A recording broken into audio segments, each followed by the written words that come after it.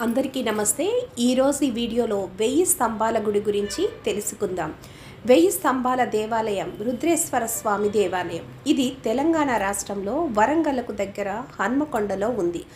ఇది 11వ శతాబ్దంలో కాకతీయ వంశానికి చెందిన రుద్రదేవునిచే చాళుక్యుల శైలిలో నిర్మించబడింది. ఇది ఒక ఆలయం కాదు, ఆలయాల సమూహం అని చెప్పవచ్చు. ఇంత అద్భుతమైన ఆలయాన్ని ఆ రోజుల్లో కట్టించారు. ఆ రోజుల్లో కాకతీయ రాజులు రాణులు వచ్చి ఈ స్వామిని సేవించేవారని చరిత్రలు చెప్తున్నాయి. సాధారణంగా ఏ ఆలయమైనా ఆలయంలో ఉన్న దేవుని పేరుతో పిలువబడుతుంది. ఈ ఆలయం స్వామి పేరుతో కాకుండా ఈ ఆలయాన్ని 1000 స్తంభాలతో నిర్మించడం వల్ల 1000 స్తంభాల గుడి అని పిలిచేవారు. నక్షత్రాకార పీఠంపై రుద్రేశ్వరుడు ప్రధానమూర్తిగా లింగ రూపంలో కొలువు తీరి ఉంటారు. ఈ ఆలయాన్ని త్రికూటాలయం అంటారు. ఈ ఆలయంలో మొత్తం 3 గర్భాలయాలు ఉన్నాయి.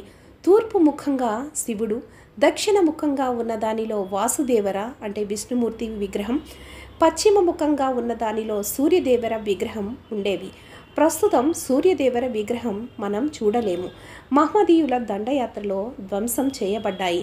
ప్రస్తుతం శిథిలావస్థకు చేరుకున్న ఆనాటి కట్టడాలు ఎంత అద్భుతంగా ఉన్నాయి మలిచారు అనేది ఇది ఒక మచ్చుతునక.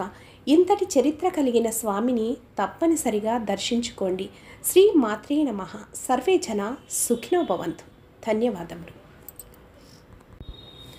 పురాతన దేవాలయాల డెవలప్మెంట్కి కొంత మనకున్న దానిలో డొనేట్ చేద్దాం.